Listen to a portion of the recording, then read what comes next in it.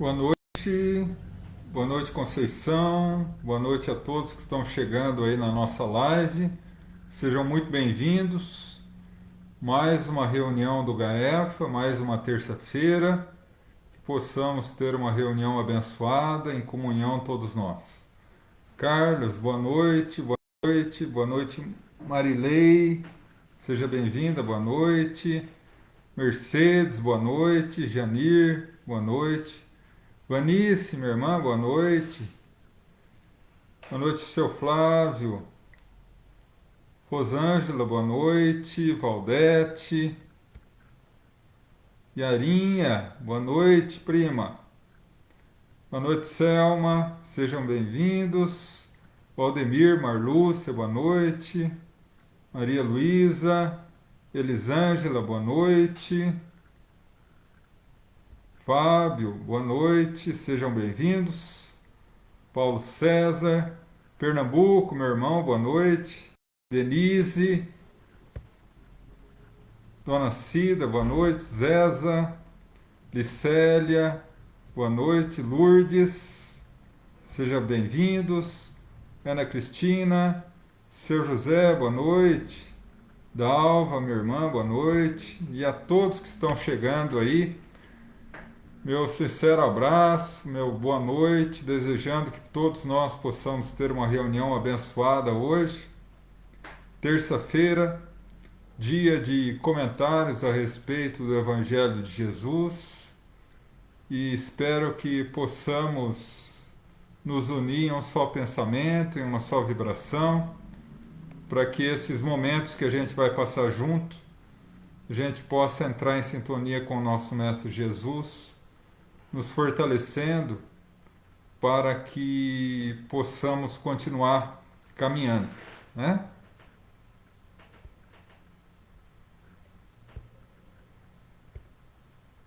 Rosimeire, minha irmã, boa noite. Maria Ângela, boa noite. Seu Paulo, Silvana, boa noite.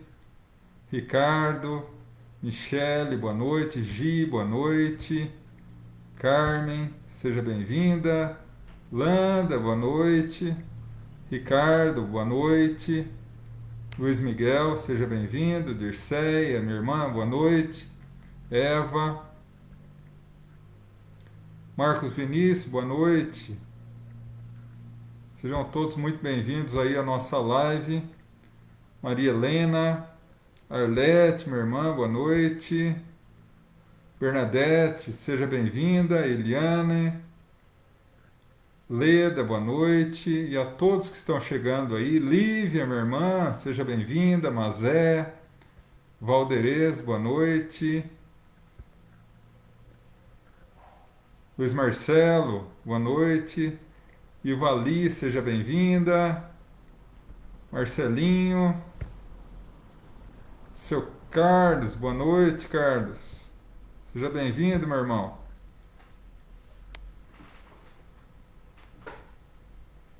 Eike, boa noite. Cacilda, boa noite. Sejam todos muito bem-vindos. Natalina, Silena, boa noite. E a todos que estão chegando aí, estão colocando comentário ou apenas assistindo a live, sejam todos muito bem-vindos. Falta um minutinho para a gente iniciar. E antes de iniciar, eu gostaria apenas de deixar um recadinho rápido. Eu tenho um recado a dar a vocês ao final da live, tá? Então, se caso vocês puderem aguardar uns 2 minutinhos após o encerramento da live, que eu preciso dar um recadinho importante para vocês, tá bom? Falta um minutinho para a gente iniciar.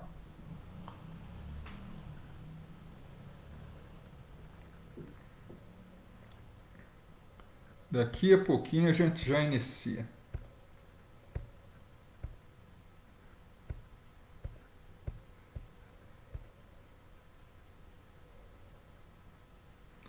Bom, 8 horas, vamos iniciar então?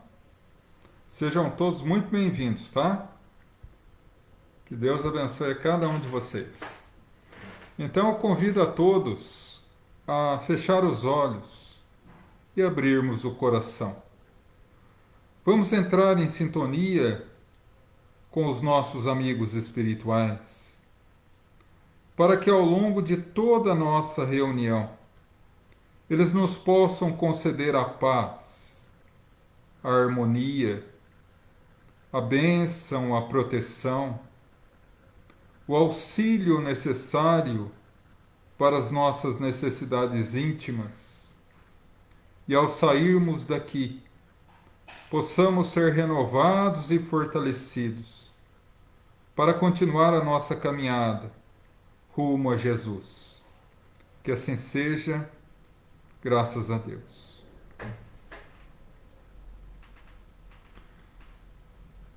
Naquela tarde, Jesus se fazia acompanhar pelos apóstolos na grande cidade de Jerusalém.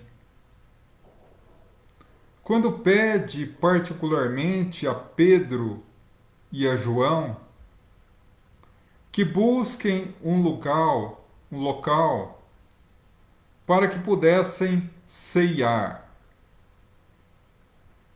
Quando Pedro se volta ao divino amigo e pergunta: Mas Senhor, qual local poderemos encontrar? E Jesus diz: Siga adiante. Tu encontrarás um homem carregando um fardo. Diga a ele que eu peço que ele conceda a oportunidade de utilizar o seu cenáculo para a ceia de hoje à noite. E assim foi. Eles começaram a caminhar e logo viram um homem carregando o fardo. Acompanharam-no até em casa. E ainda surpresos perceberam que na parte superior da casa havia um cenáculo grande, espaçoso, e ali começaram a preparar a ceia. Algumas horas mais tarde, Jesus estava ali, diante daquela mesa, rodeado pelos 12 apóstolos. Falava-lhes as últimas recomendações. Eles, naquele momento, não saberiam que se tratava da última ceia. Após o ato maravilhoso de lavar os pés dos apóstolos, olha a todos e diz: daqui 3 dias será Páscoa. Daqui 3 dias eu estarei morto. Todos se abismaram com tudo aquilo. Afinal de contas, Jesus chegava ao ápice, ao clímax, ao topo da sua trajetória de luz. Todos ficaram abismados, mas Jesus, sereno e tranquilo, pega o pão, divide em 13 pedaços,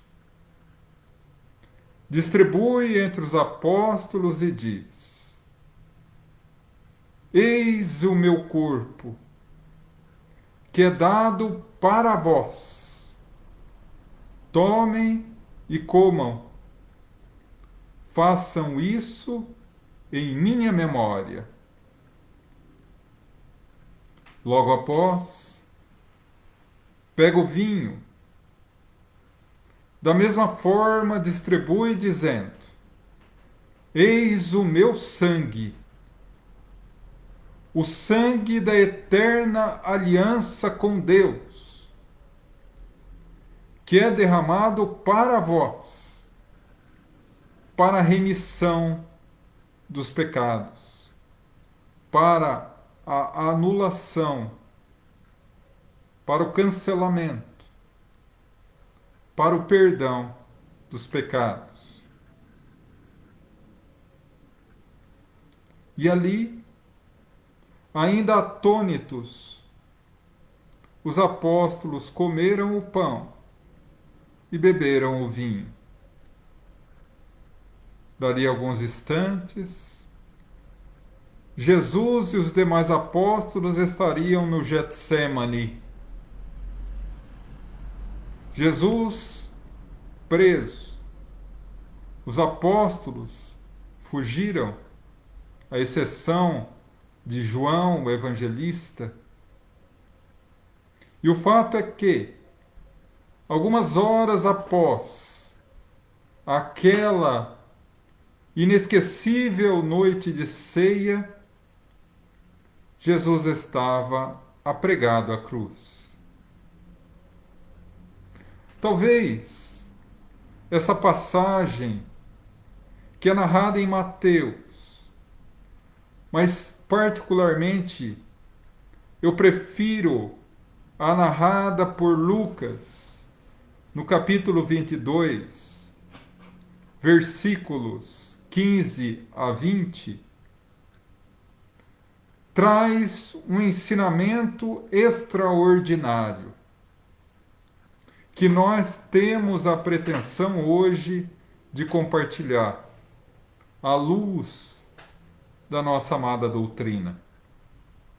Mas, no ano 325 da era cristã, o então imperador romano Constantino, após se converter do paganismo para o cristianismo, convoca o Concílio de Nicéia, uma grande reunião que foi presidida pelo próprio imperador. E ali estavam as maiores autoridades do movimento cristão em toda a Europa. E ali foi decidido tudo a respeito da nova religião cristã. Desde os sacramentos, quais seriam os evangelhos que seriam canônicos e aqueles que seriam apócrifos, ou seja, os aceitos e não aceitos, a Santíssima Trindade, a virgindade de Maria, a divindade da unidade de Jesus com Deus, sendo Jesus parte integrante de Deus, assim como o Espírito Santo. E uma das questões básicas foi a estipulação dos sacramentos da nascente igreja, que seria chamada Igreja Católica Apostólica Romana. Igreja, comunhão de um só ideal, um só pensamento. Católica vem de um termo latino que significa infinito, global, mundial. Apostólica, porque vinha diretamente dos evangelhos dos apóstolos. E romana, porque passaria ali a ser a religião oficial do Império Romano. E nesse concílio, um dos principais sacramentos da nascente igreja foi a Eucaristia, que marca exatamente essa passagem evangélica. A Eucaristia, que é uma rememoração dessa passagem, particularmente desse momento em que Jesus expõe na última ceia o seu corpo e o seu sangue. E a partir daí se passou a denominar na Igreja Católica o sacramento da Eucaristia, que hoje, até hoje, persiste, sendo talvez um dos mais importantes sacramentos da Igreja Católica. O momento da consagração da hóstia e do vinho. O momento em que a hóstia é consagrada no corpo de Jesus e o vinho em seu sangue. Um momento sagrado e de grande importância, não apenas para os católicos, mas também para todos nós que reverenciamos a figura de Jesus como nosso modelo e guia, conforme a questão 625 do Livro dos Espíritos. Então, a partir daí, nós vemos que é um momento tão santo, que é um momento tão sagrado, que Chico Xavier, o nosso amado apóstolo da mediunidade, no programa do dia 27 de junho, de 1971, aquele programa Pinga Fogo, que foi um marco para o movimento espírita brasileiro e mundial, Chico Xavier teve a ocasião de dizer que ele, no início da sua infância e começo da adolescência, era católico fervoroso, católico de frequentar as missas semanalmente. E ele tinha o hábito de frequentar 2 missas por final de semana. A missa do domingo pela manhã e a missa do domingo pela noite. As domingo pela noite eram muito mais cheias, com muito mais pessoas, mas as missas pela manhã eram um número um pouco mais reduzido.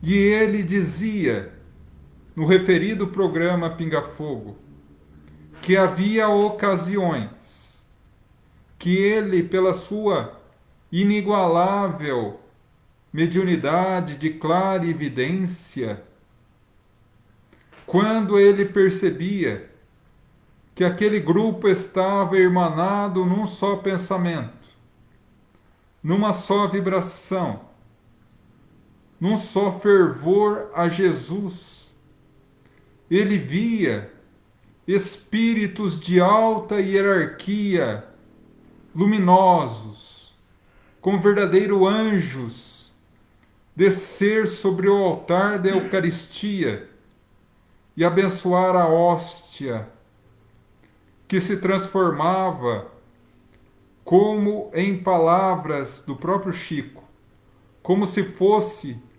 flores de luz que eram dadas aos fiéis no momento da comunhão.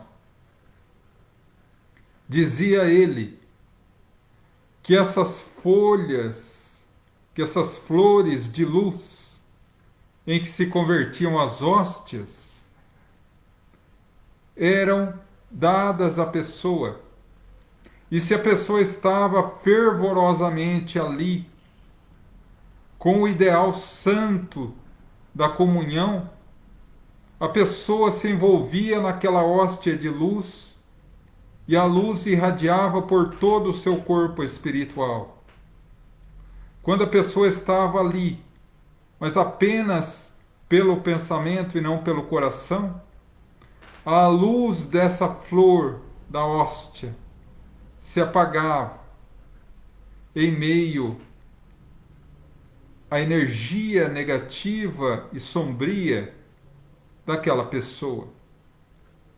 Então nós vemos que, não obstante ser um sacramento católico, não obstante ser uma prática católica, no mundo espiritual não há diferenças religiosas.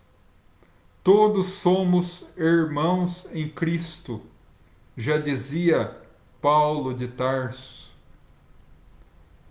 As questões que nos separam são muito pequenas em relação à questão primordial que nos une a todos num só rebanho: amar a Deus sobre todas as coisas e ao próximo como a si mesmo se ama.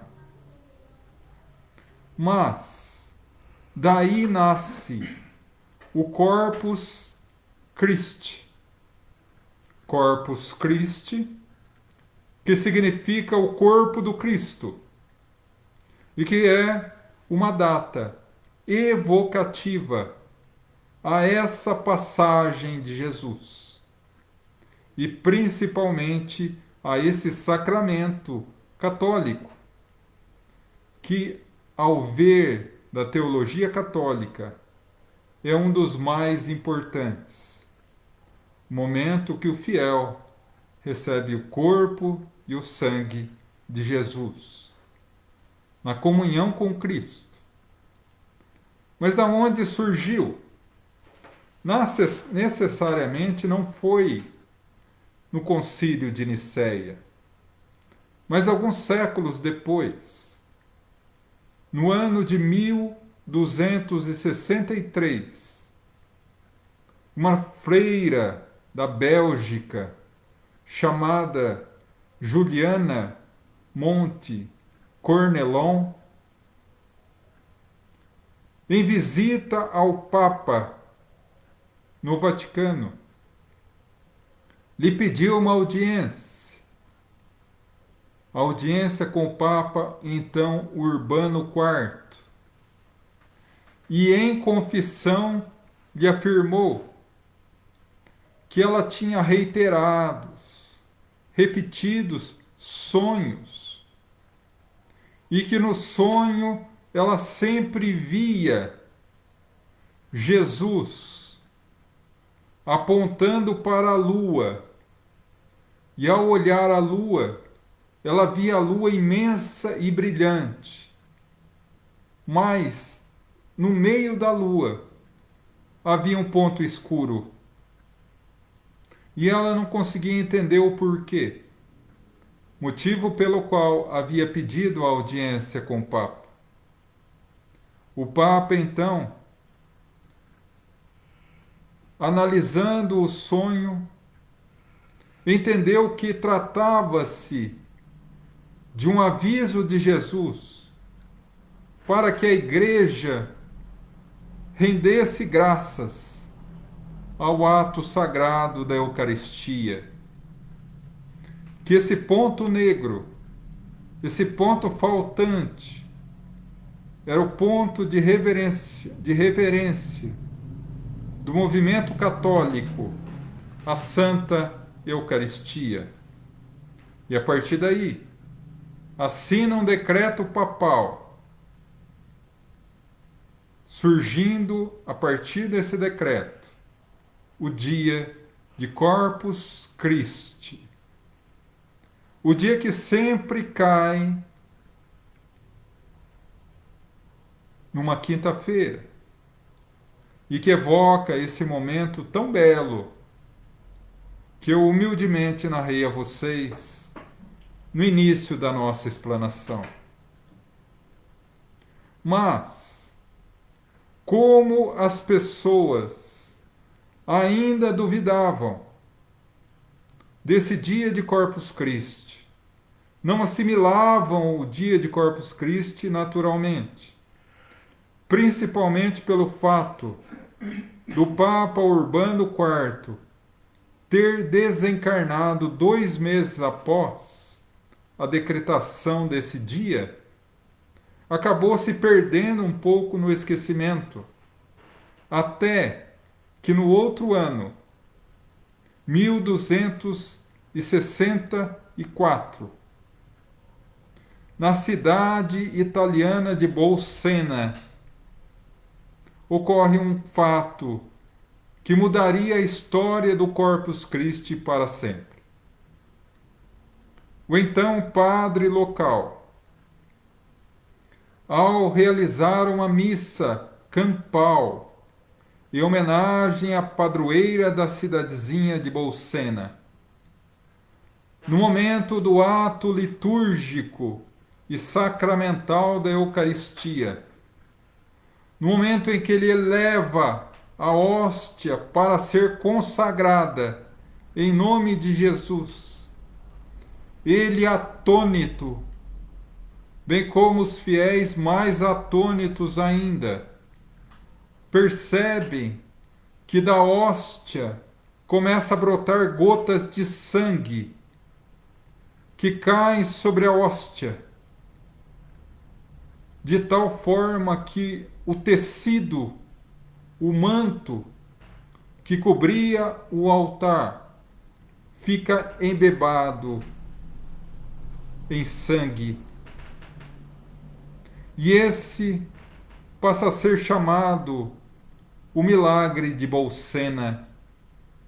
E a partir daí, desse inesquecível dia 8 de setembro de 1264, o ato litúrgico e sacramental do Corpus Christi foi aceito pelo movimento católico como um todo. E, uma semana após, houve a primeira procissão do Corpus Christi. Porque assim que ocorreu o fenômeno que hoje naturalmente é explicado pela doutrina espírita como um fenômeno natural das leis divinas e naturais, conforme Kardec analisa na segunda parte do livro A Gênese, particularmente nos itens, nos capítulos, os fluidos e os milagres de Jesus, bem como nas vastas páginas do livro dos médiuns, foi levado ao conhecimento do atual Papa, que pediu para que a taça com o vinho, que havia se convertido em sangue, que a hóstia consagrada e que o manto que cobria o altar fossem consagrados agora como relíquias e levado a Roma. O que se deu uma semana após o acontecimento, sendo levado em procissão a Roma, sendo assim a primeira procissão de Corpus Christi. Mas a questão dos périplos, dos tapetes com temas do Evangelho, só foi introduzido em procissões bem mais adiante, no século XVI, quando então Martinho Lutero quebra a sua ligação com a Igreja e rompe com a teologia católica, criando ali a teologia protestante. Ali, o então Papa determina que a procissão de Corpus Christi, de referência ao ato sagrado e litúrgico da congregação dos fiéis com Deus, através da hóstia consagrada, fosse colocada não apenas em procissão, mas também evocado as passagens evangélicas nas ruas, para que mais pessoas tivessem conhecimento.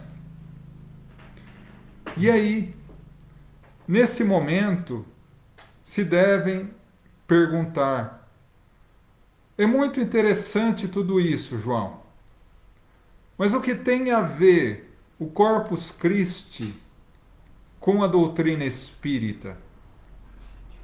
Qual é o ensinamento de Jesus com essa passagem? E aí, meus irmãos, todos aqueles que estão habituados a lerem o Evangelho, e não apenas o Evangelho segundo o Espiritismo, mas o Evangelho de Jesus, os 4 Evangelhos, percebe que o Evangelho é como uma cebola. Você tira uma casca, tem outra. Tira uma, tem outra. E outra, e outra. Todo e qualquer ensinamento e passagem de Jesus tem vários significados. E o ideal é que nós possamos aprofundar nesses significados para compreender melhor Jesus. Naturalmente que a doutrina espírita não tem sacramentos, não tem liturgia, não tem Eucaristia. E que Jesus parece para nós, nessa passagem, de forma diferenciada na interpretação. Jesus estava no último encontro com todos os apóstolos, encarnado. Era o momento de despedida. Ele estava com eles ao longo de 3 anos. E naquele momento, eles estavam aptos a começar a grande saga de divulgação do Evangelho, da Boa Nova. Jesus, nesse momento clímax, nesse momento tão especial, não faria a divisão do pão e do vinho à toa, sem nenhum significado mais profundo. E é exatamente isso que nós vamos analisar agora. A primeira questão a se analisar é a forma com que foi traduzida essas 2 frases. Este é o meu corpo, que é dado para vós. Todas as traduções do Evangelho estão escritas assim: eis ou este é o meu corpo, que é dado por vós. Por vós. Mas, se formos analisar o hebraico e o aramaico, línguas primitivas de Jesus, houve um pequeno erro de tradução aí, de vós para. E vamos analisar que isso muda todo o sentido da frase. Eis o meu corpo, que é dado por vós. Ou seja, em sacrifício a vocês. Eis o meu corpo, que é dado para vós. Eis o meu corpo, que é dado para vocês, como ferramenta de trabalho. Mas estranho, João, ficaria muito estranho assim. Eis o meu corpo, que é dado para vós. tomai e comei, e fazei isso em memória do meu nome. Ou seja, Jesus diz que seu corpo é dado aos apóstolos como uma ferramenta, e que essa ferramenta deve ser utilizada, tomada, comida, ou seja, digerida, e que isso deve ser feito em memória de Jesus, em respeito a Jesus, em lembrança a Jesus.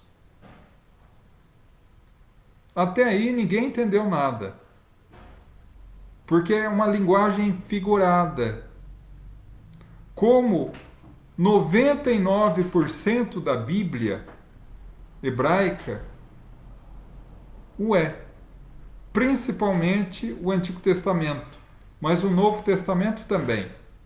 Então, o que significa o corpo do Cristo nesse momento? Eis o meu corpo. Não é o corpo físico dele. Porque quando ele fala, eis o meu corpo, que é dado para vós, ou seja, para mim, para você, para todos nós, é um presente que Jesus nos dá. Se fosse assim o corpo físico, por que Jesus teria desaparecido o seu corpo na manhã luminosa da Páscoa? Se fosse um presente para a humanidade, nós poderíamos entender como o corpo do Cristo ser um presente para a humanidade de todas as épocas. Mas ele desapareceu. E aqui entre nós, graças a Deus que desapareceu. Nossa, João, por quê? Imagina vocês, por causa da Terra Santa, da cidade santa de Jerusalém, do Santo Sepulcro, que era uma montanha escavada como qualquer outra. Milhares e milhares de pessoas morreram nas Santas Cruzadas. E até hoje, em nome de uma fé fanática, milhares e milhares de pessoas morrem.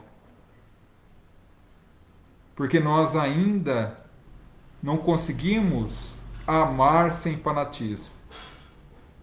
Isso porque nós temos o túmulo, a cidade santa, a terra santa. Imagina se tivéssemos o corpo de Jesus. Que tumulto a gente não ia fazer? Quantas guerras não se travariam para ter posse do corpo do Cristo? Mas não é o corpo físico que ele se refere. Eis o meu corpo, que é dado para vós. Tomai, comei. Comei, ou seja, digira. Tomar para si. E o que é o corpo? O corpo da sua doutrina luminosa. O corpo da fé religiosa que ele instituía na terra.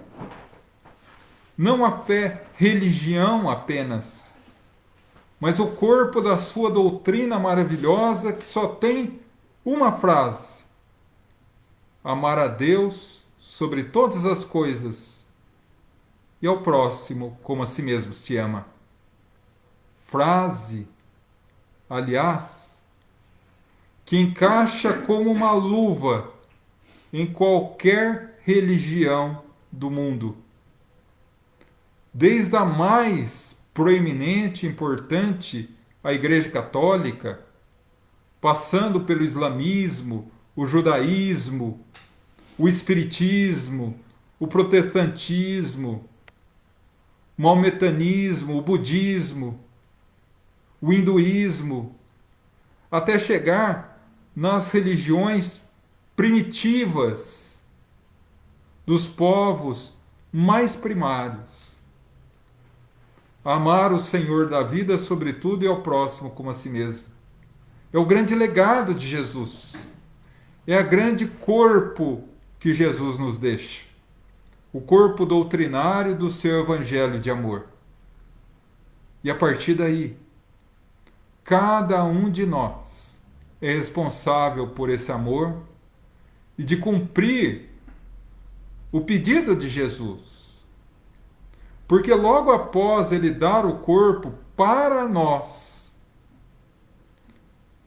na figura simbólica dos apóstolos, ele diz: tomai e comei o corpo. Tomai e comei o meu evangelho. Ou seja, coma o evangelho, se alimente do evangelho, aprenda o evangelho e tomar.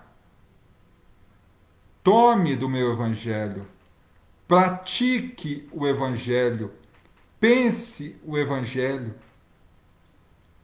Isso que Jesus disse. Era o último momento dele com todos os apóstolos. Nada melhor do que ele deixar uma lição de como agir, não só para a divulgação do evangelho, mas para ensinar as pessoas o caminho do céu. Que não está no evangelho de papel da Bíblia. Está no evangelho que deve nascer no coração de cada um de nós. Mas ele prossegue. Uma vez dado o evangelho, uma vez dado o corpo do evangelho, da sua santa doutrina, uma vez tomando esse evangelho como bússola de vida, uma vez digerindo, se alimentando desse evangelho, eis o meu sangue, que é derramado como a divina e eterna aliança com Deus, para vós. Tomai e bebei para remissão dos pecados. Se o corpo do Cristo é o corpo doutrinário do seu evangelho de amor, o que é o sangue? Que não é dado para o por vós, mas para vós. O que é? O que é a ferramenta capaz de, ao lado do evangelho, redimir os pecados, perdoar os pecados, anular o pecado ou o erro, e além do mais, é a marca, é a chancela, é o selo divino da união do homem com Deus. Já fiz muito suspense. O sangue aqui dessa frase, simbolicamente, refere-se ao testemunho. Uma vez, nós, os discípulos do Cristo, em todas as fases da Terra, em todas as épocas da humanidade, uma vez nós nos alimentando do corpo doutrinário do seu Evangelho, tomando esse Evangelho como bússola de vida, a chancela do nosso compromisso vem através do testemunho. Porque todos nós que levantamos para caminhar para o Evangelho de Jesus, somos chamados ao testemunho, sem o qual nós não conseguimos alcançar o reino dos céus. Jesus já falava: procura caminhar pela estrada estreita, pedregosa e cheia de espinhos, pois é a única que leva à porta estreita da salvação. Pois muitos caminharão pela porta larga e querão entrar, mas é a porta da perdição. Não procure facilidade e ventos favoráveis na terra,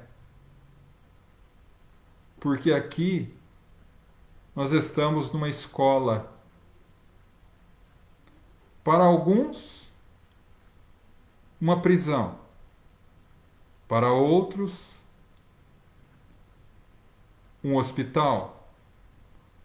Para todos nós, uma escola abençoada, em que Jesus nos concede a oportunidade de testemunhar, não a nossa fé nele só, mas testemunhar que somos fortes o suficiente para matar em nós o mal que ainda existe no nosso coração. E por isso, ele nos alerta que todos aqueles que bebem, que comem do seu evangelho, são convocados a beber o cálice de sangue do testemunho.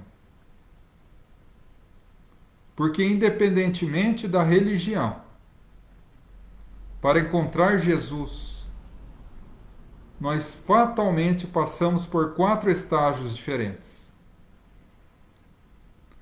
Primeiro, a conversão. Não é virar, é se converter a Jesus.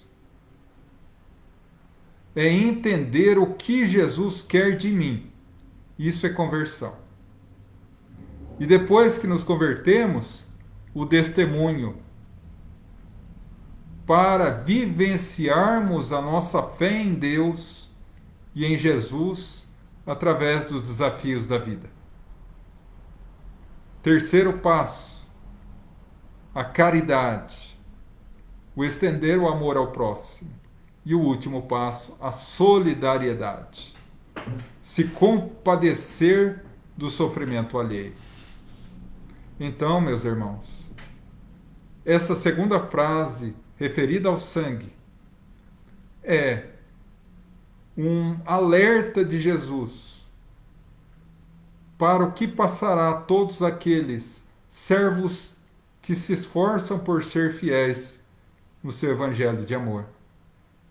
E é tão estranho, ou tão curioso, que o sangue é o líquido que movimenta a vida orgânica.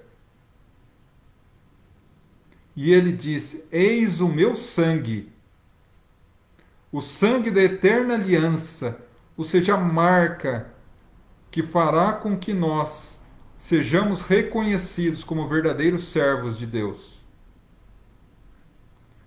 E o sangue é vida, que traz vida orgânica. E Jesus fala: eu sou o caminho, a verdade e a vida. O sangue divino que movimenta as engrenagens da nossa evolução espiritual. E por um erro de tradução, em que ficou nos evangelhos de todos: eis o meu sangue, que é dado por vós para a remissão dos pecados, até hoje, muitas doutrinas dizem que os pecados da humanidade foram lavados por Jesus. E que a partir daí, todos os pecados cometidos por nós devem ser redimidos por nós através de alguma religião. Mas que naquele momento ele carregou todos os pecados do mundo. Indo pelos termos espíritas, fatalmente contra ao artigo 16 do Código Penal da Vida Futura,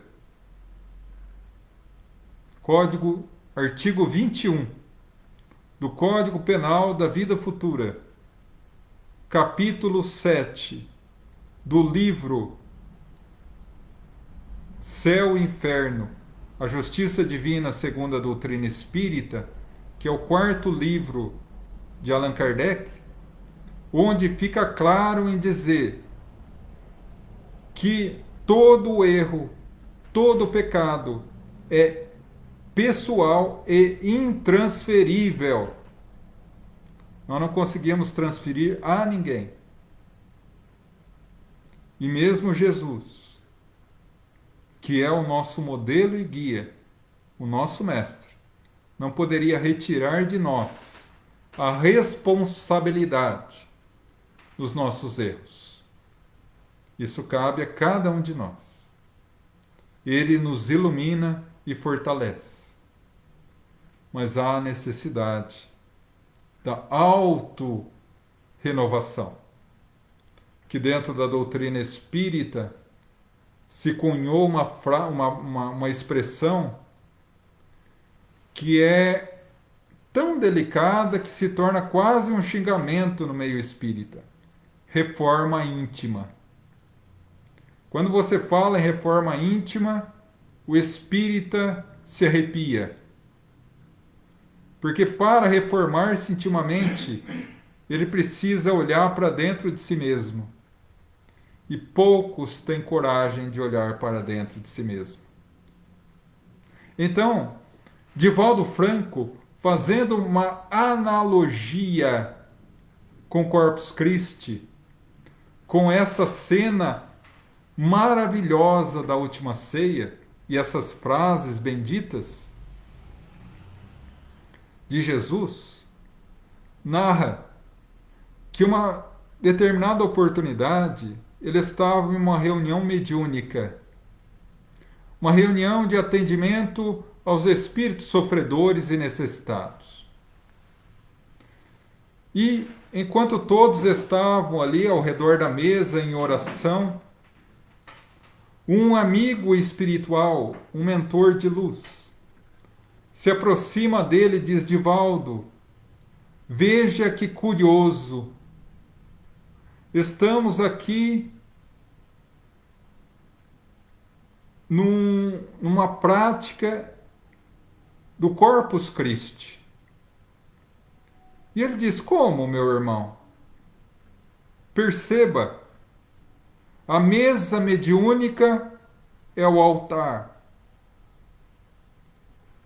Os trabalhadores espíritas, médiuns de apoio, os nossos irmãos desencarnados que estão auxiliando aqui, são a figuração dos apóstolos. O mentor que se dá comunicação e passividade para dar as primeiras palavras do início da reunião é a figura de Jesus nos convocando e nos convidando à divina ceia com Ele. Logo após, vem o choro e a necessidade dos nossos irmãozinhos em sofrimento, que reflete o sangue, não apenas o sangue do testemunho do verdadeiro cristão, mas o sangue das dores humanas. E por fim, vem o verbo lúcido do doutrinador, ou orientador, ou como eu gosto de dizer, do dialogador, trazendo o bálsamo do evangelho de amor a esses nossos irmãos em necessidade. E esse bálsamo do evangelho de amor trazido pelo dialogador é representação do corpo do Cristo ressuscitado e vivo dentro do coração humano. Então, o Corpus Christi, ele tem a simbologia e, mais do que isso, o objetivo de nos recordar que o nosso destino é a comunhão e a união plena com Deus, através de Jesus, tomando para nós e comendo o corpo doutrinário do seu evangelho de amor, e bebendo o cálice do seu sangue, através do nosso testemunho, para que possamos arrancar definitivamente o tumor do mal que ainda existe no nosso coração e alcançar as culminâncias da felicidade e da paz que Jesus ansiosamente nos aguarda e que ele chamava de delicioso banquete no reino dos céus. Que assim seja, graças a Deus. Bom, meus irmãos, vamos então partir agora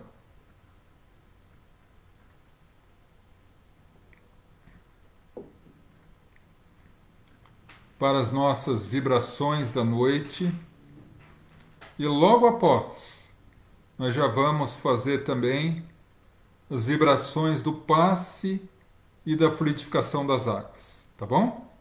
Então convido a todos a elevar o pensamento a Deus, abrindo o coração e nos imaginar Jesus nos envolvendo em um abraço carinhoso. Vamos falar-lhe ao ouvido das nossas necessidades e aflições, das nossas dores, e Ele, o celeste amigo, haverá de nos amparar, iluminar e abençoar. Porque nos disse: vinde a mim todos vós, que estáis cansados e fadigados, e eu vos aliviarei. Pedimos, Mestre, abençoe e ampara os nossos familiares, nossos entes queridos, presentes, ausentes, próximos, distantes, onde quer que se encontrem, possam receber a visita amiga dos missionários do amor. Rogamos pelos nossos irmãos encarnados, que passam por provas e expiações, seja na fase da infância, da adolescência, na fase adulta ou idosa. Pedimos, Mestre, que teu sublime amor possa ser o farol a nos apontar os caminhos seguros diante dos caminhos tortuosos da terra. Rogamos, Mestre, por aqueles irmãos que passam pela vida física, aprisionados a um leito de hospital, a doenças tidas pela medicina humana como incuráveis. Rogamos a cura, Mestre, mas se não for possível, uma vez que a doença é remédio amargo para a cura do espírito, rogamos fé, perseverança, resignação e, sobretudo, a certeza que dia virá encontrarão muito mais do que a saúde física, a saúde espiritual.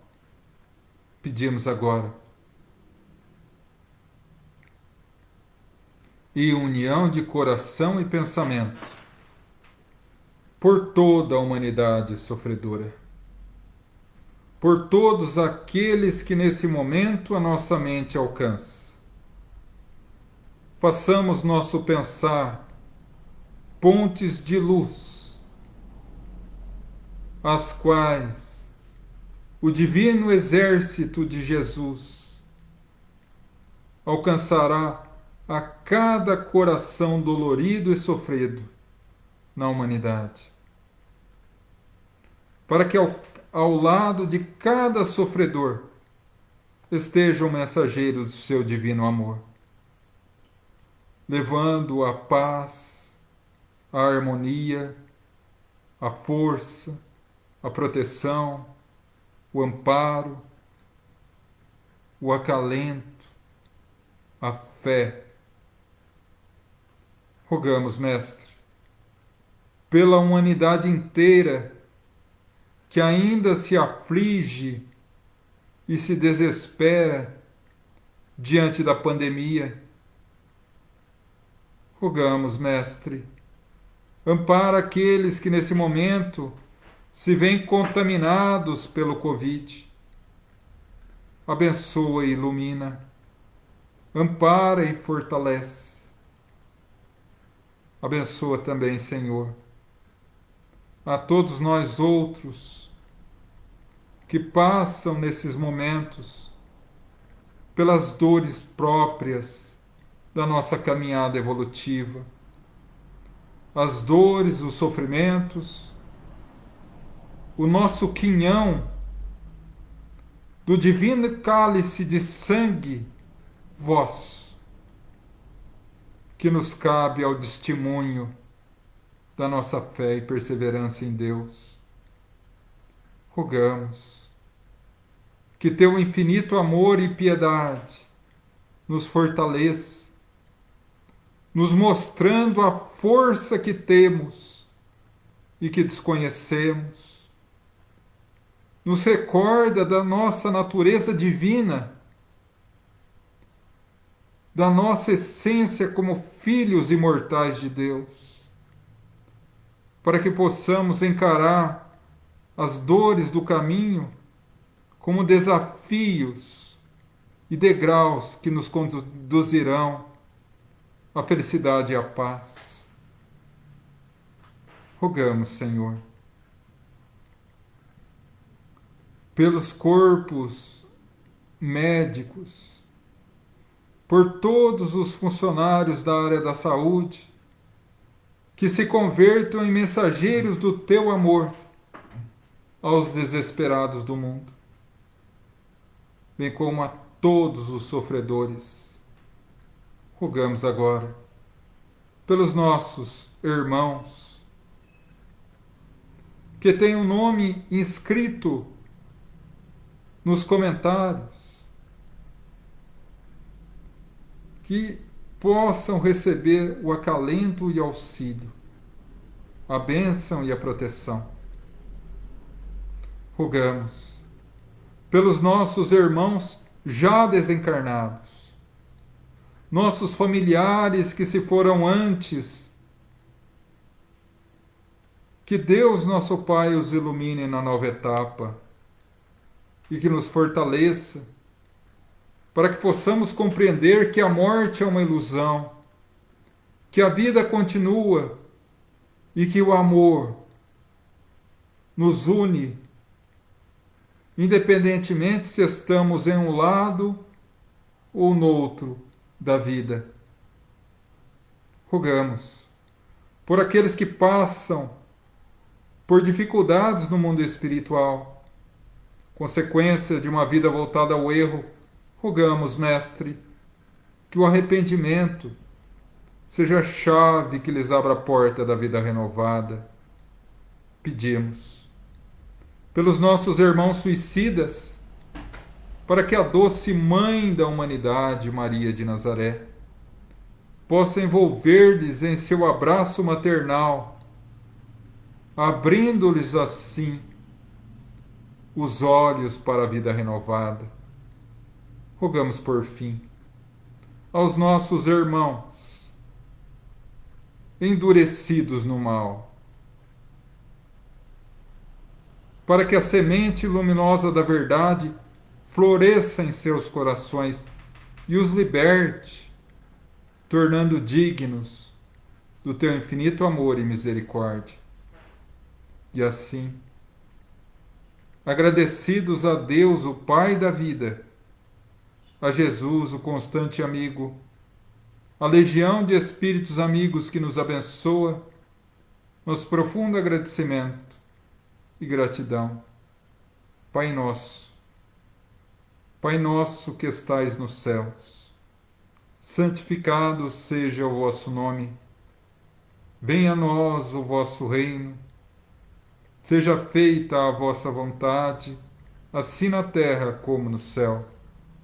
O pão nosso de cada dia dai-nos hoje. Perdoa nossas dívidas, assim como perdoamos os nossos devedores. Não nos deixe cairmos em tentação, livrando-nos do mal, porque teu é o reino, poder e glória, sempre. Que assim seja.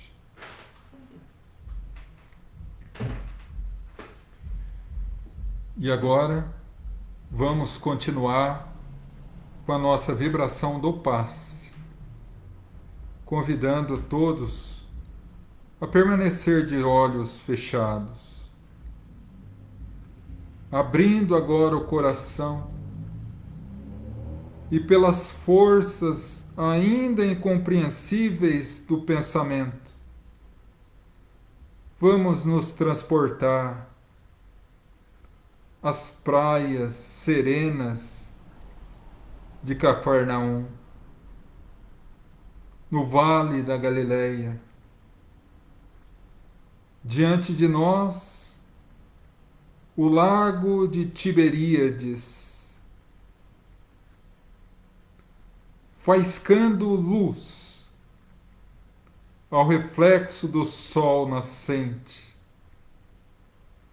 A suave brisa acarinha a nossa face.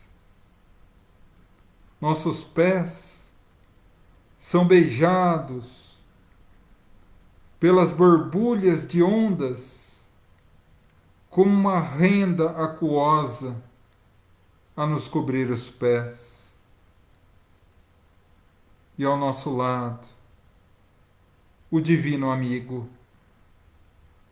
nos envolvendo em um abraço carinhoso, começamos a absorver do Cristo as virtudes, os fluidos, a energia luminosa do nosso amado, meigo Rabi da Galileia. Essa energia cai em nossa corrente sanguínea e atravessa todos os departamentos do nosso corpo orgânico, fortalecendo, reequilibrando, harmonizando. Atinge a nossa mente. E os pensamentos perturbados se esvaem, caem. E o nosso pensar agora é repleto em luz. A nossa tela mental só tem lugar para a figura majestosa de Jesus.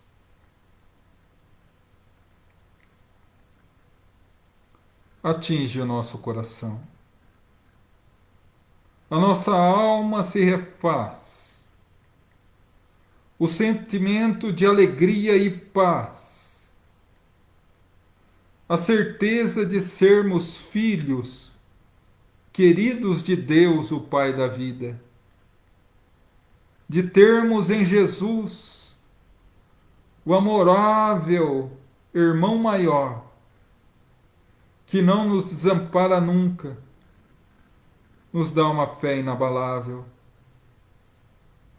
E nesse instante de suprema paz e alegria, ouvimos, como uma música melodiosa e divina: Filho, segue em paz.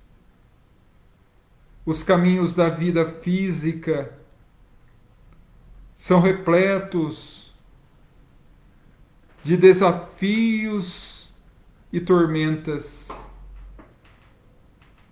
Todo aquele que me dá a mão e dispõe a matar dentro de si o orgulho e o egoísmo,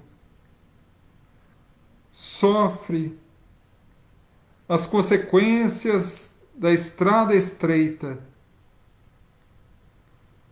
para que demonstre, não para Deus, mas para si mesmo, através das provas gloriosas do próprio testemunho, que já purificou o coração e a alma, e que pode assim permanecer, mesmo nos momentos mais aflitivos da vida, em comunhão total com o Pai Celeste, assim como eu aqui estou ao teu lado. Segue em paz, filho, e leva como lema da tua vida, em todos os instantes, em todas as escolhas do teu caminhar, leva em consideração esses dois verbos, que devem ser os dois pés que te levarão ao reino dos céus: amar e servir, pois assim alcançarás a plenitude e a real e completa união com nosso Pai. Por ora, segue em paz. Que Jesus, que Deus, o nosso Pai, e que a legião de espíritos nobres te ilumine o caminhar. Vá em paz. E assim, partimos agora para o encerramento das nossas atividades, uma vez que temos diante de nós não mais água, mas remédio, que estamos renovados pela energia luminosa do Paz. Nos resta agradecer aos nossos mentores espirituais, a legião de espíritos amigos, de trabalhadores do GAEFA que aqui estão conosco, ao presidente espiritual desta reunião, ao querido irmão espiritual que esteve ao meu lado, me auxiliando a cumprir mais essa tarefa, a Mãe Santíssima de Nazaré,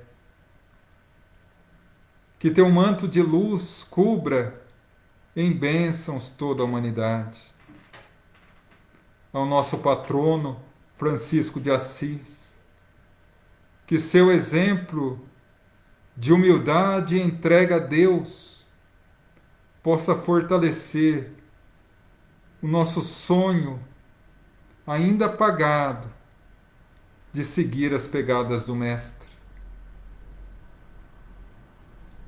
A doce e amorável presença de Jesus em nossa vida.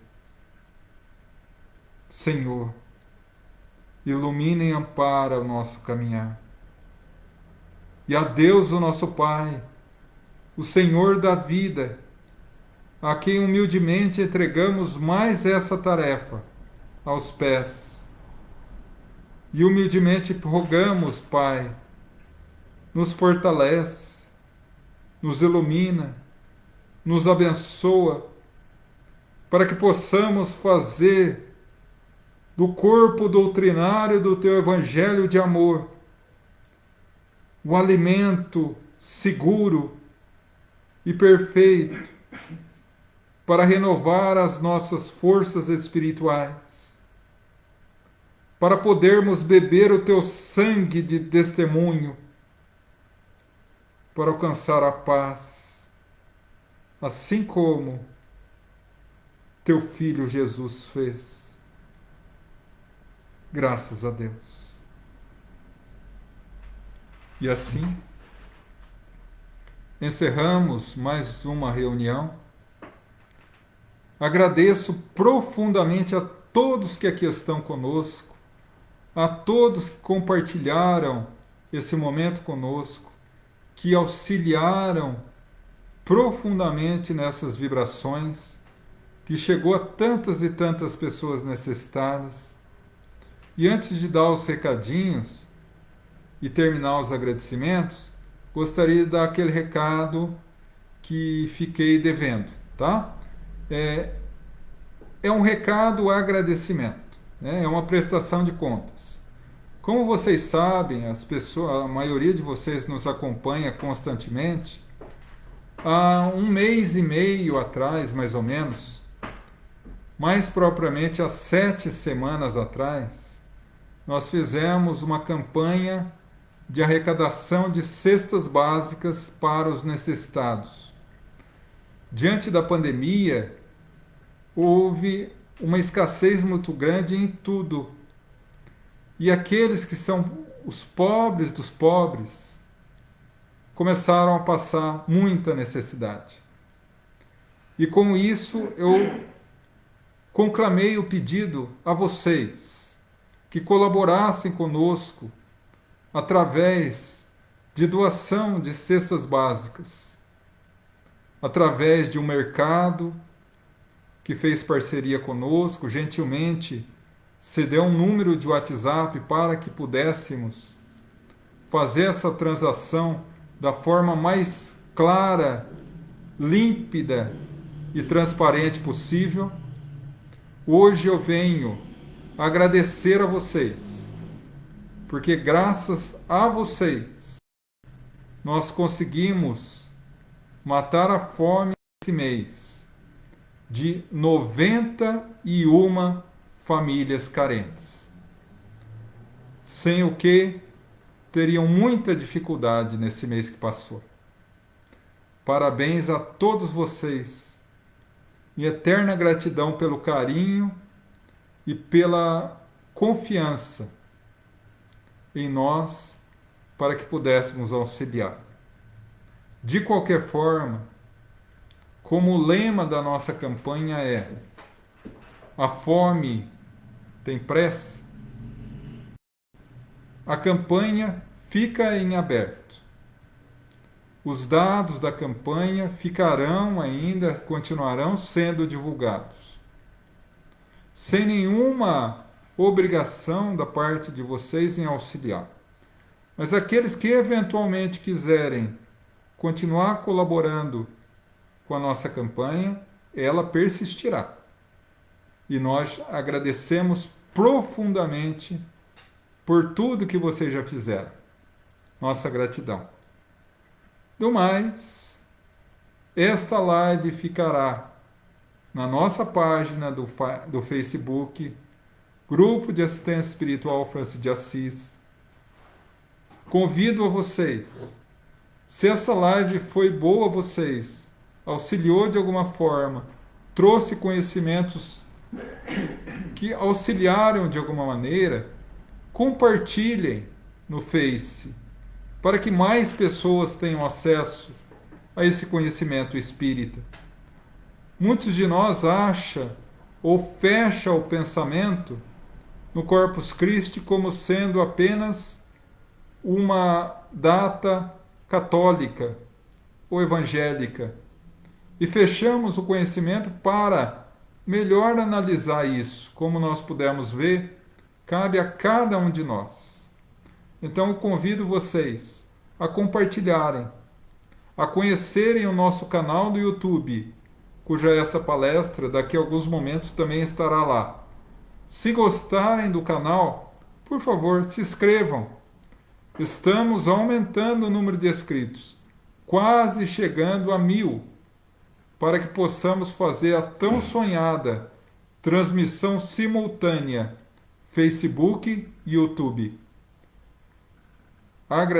Agradeço mais uma vez o carinho de vocês por estarem se inscrevendo no canal, muitos fazendo campanha para inscrição no canal, para que a gente consiga realizar esse sonho. E se Deus quiser, a gente vai chegar lá. Do mais, depois de amanhã, quinta-feira, às 8 horas da noite, nosso encontro marcado novamente. Agora com a nossa reunião do Pinga Fogo, onde, como eu falo sempre, uma reunião mais descontraída, quem decide os assuntos são vocês através das perguntas e que a gente pode conversar mais diretamente, tá? Até lá! Que Deus ilumine, ampare e abençoe a semana de cada um de vocês. Que Jesus esteja no nosso coração, nos concedendo o corpo e o sangue dele, para que nós possamos também alcançar a nossa redenção. Fiquem em paz, meus irmãos, e que Deus nos ilumine hoje e sempre. Fiquem em paz.